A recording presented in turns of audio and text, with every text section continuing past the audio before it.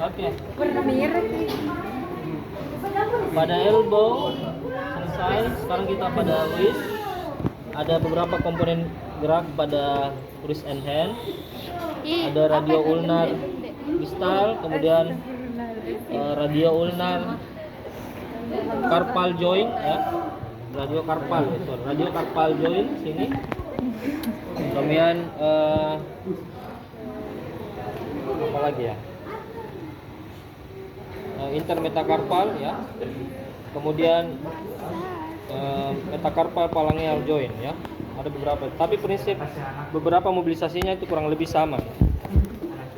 Yang berbeda misalnya kalau kita lakukan mobilisasi pada radio ulnar distal, maka kita melakukan gerakan, kalau di sini kan kita lakukan gerakan misalnya kayak tadi ya.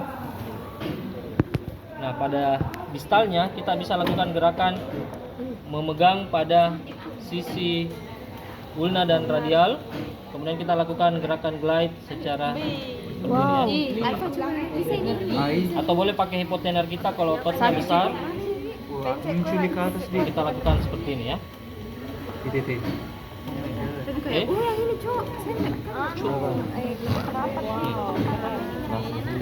Jadi jangan nekan terlalu banyak di otot ya. Misalnya ada otot di sini nih, banyak sekali tendon, kita sisihkan ya. Jangan tekan di sininya ya. Kita sisihkan otot dan tendonnya. Oke. Sehingga ada ruang untuk dia bergerak. Oke. Saya. Oke, gerakan kedua, mobilisasi kedua pada radio carpal ya. Satu diletakkan pada radiusnya, satu diletakkan pada tulang carpalnya. Kemudian kita lakukan glide ke arah anterior. Ini kan sebenarnya posisi netralnya ya. Jadi kalau saya dorong ke bawah, itu mengarahkan ke anterior ya. Anterior glide. Oke, pegang di sisi radiusnya distal, kemudian sisi carpalnya. Kemudian kita dorong ke arah anterior. Kemudian kalau gerakan posterior kita ubah ke posisi seperti ini. Kemudian kita pegang di sisi yang sama, dan kita lakukan gerakan ke posterior. Oke. Untuk misalnya mengurangi friksi kayak tadi, kita bisa distraksi sedikit baru kita dorong ke anterior. Kemudian medial glide. Kalau medial glide kita posisikan dengan posisi semi pronasi seperti ini. Kita pegang di sisi lateralnya, kemudian kita dorong ke arah medial seperti ini. Oke.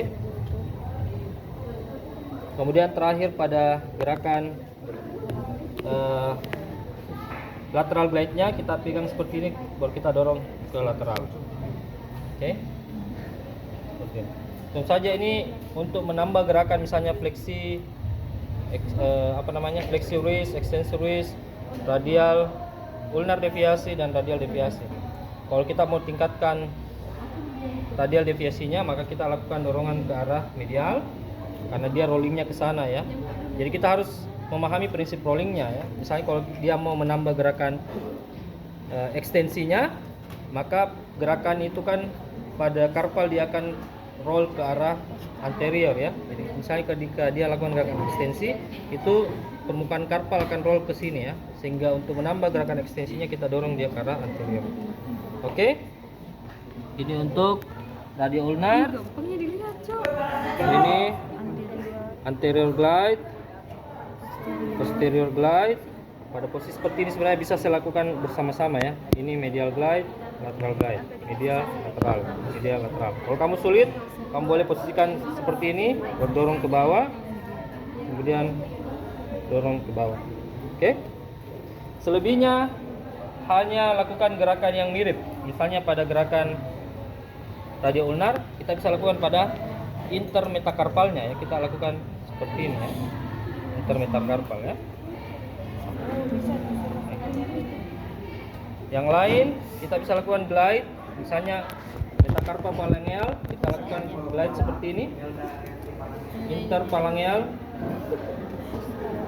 ya. Glide glide anterior posterior ya. Coba Ari. Ini bisa dilakukan pada jari 2, 3, 4, dan 5.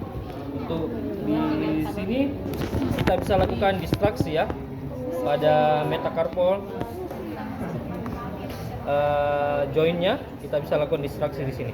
Kadang-kala ada kondisi misalnya pada ligure pain, untuk merilis tension pada persendian yang ada di sini kita bisa lakukan traksi, memegang metacarpal 1, kemudian kita lakukan distraksi seperti ini. Pegang di bagian radius, wrist, kita tarik seperti ini distraksinya. Oke. Yang lain sama saja ya. Anterior posterior glide, anterior posterior glide pada phalangeal distal ya. Yang lainnya tidak ada. Oke. Lanjut.